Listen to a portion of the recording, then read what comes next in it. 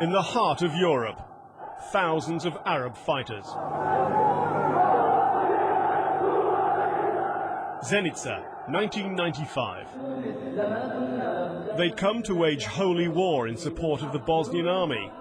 Their commanders had bigger plans.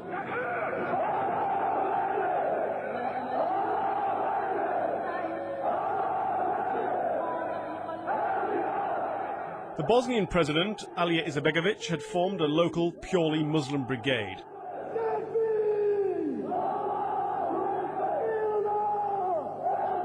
He then allowed into the country up to 6,000 foreign Muslims, mostly from the Middle East.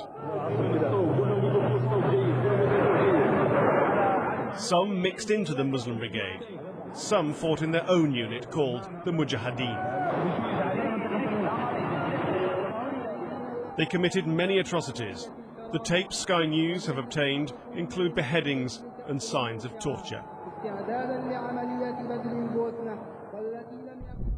Their headquarters was this ruined factory, a fearsome place then. Memories die hard. Our approach was viewed with great suspicion.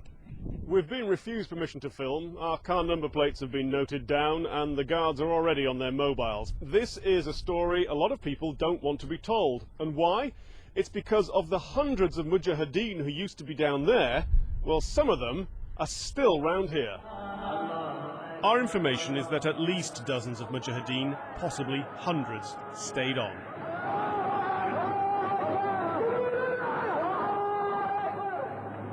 Some hung up their Kalashnikovs, but not all.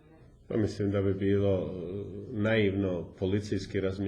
think it would be naive to say that there aren't some people who have remained over here and that they've been infiltrated for certain reasons.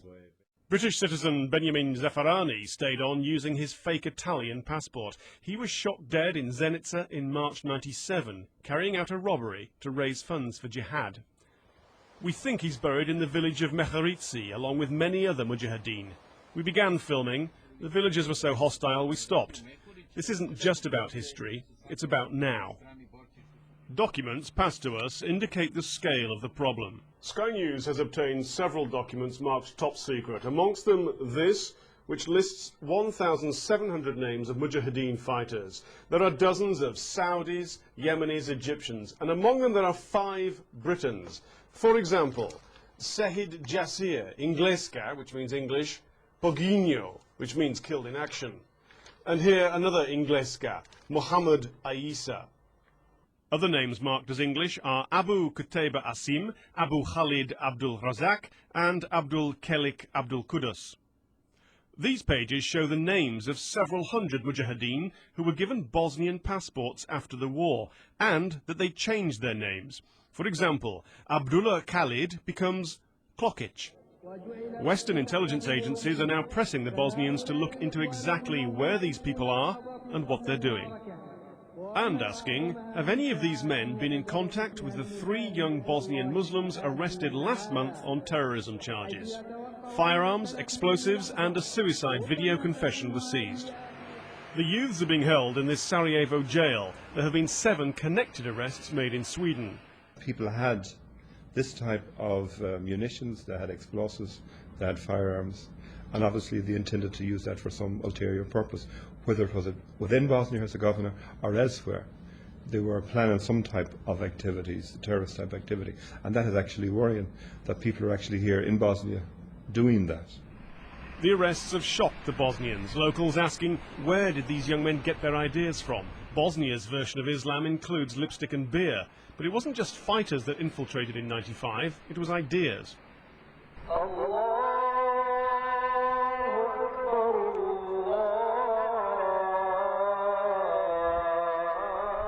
In the shadow of the war-scarred apartment blocks has risen the country's biggest mosque, the King Faisal Al Saud, built with Saudi money.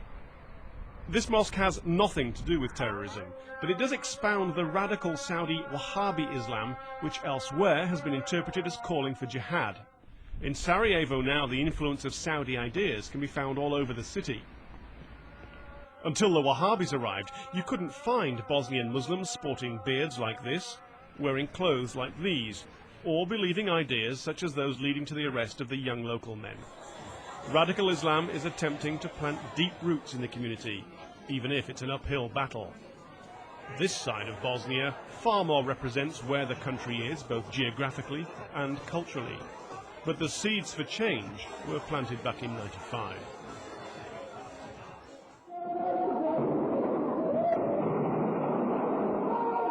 The war brutalized a generation. These are Bosnian Muslim forces desecrating an Orthodox church.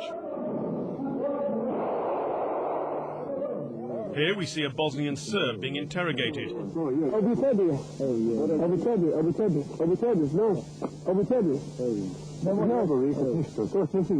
knows his fate. We see him later partially beheaded.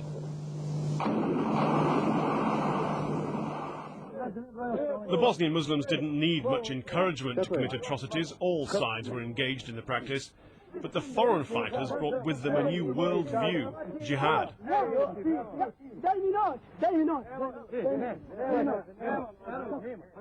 Here an Arab man tries to persuade his Bosnian colleagues to let him kill Serb prisoners.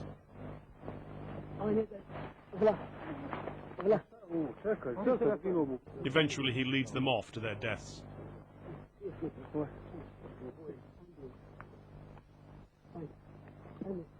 There were some serious players sent to Bosnia, among them the man who planned 9/11, Khalid Sheikh Mohammed, and Abu Suleiman al-Maki, here on the right of Osama bin Laden.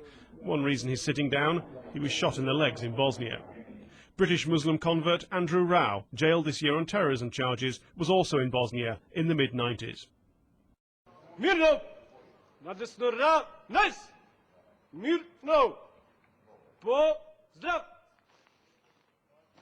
Bosnian Serb police headquarters has been tracking the jihadists.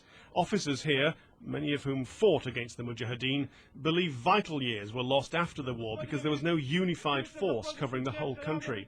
They claim the long-term aim is the radicalization of the whole region's Muslims.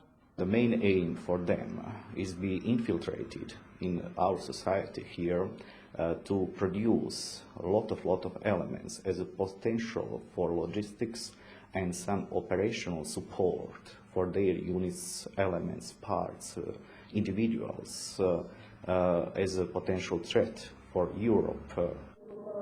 The Mujahideen video shows their flag planted in Bosnia and speaks of spreading their jihad. At the end of the war, many of these men marched off to other conflicts. They tried to use Bosnia as a launching pad. So far, they've failed. But Bosnia is a useful place to hide, plan and move. It's why some stayed on. Tim Marshall, Sky News, Central Bosnia.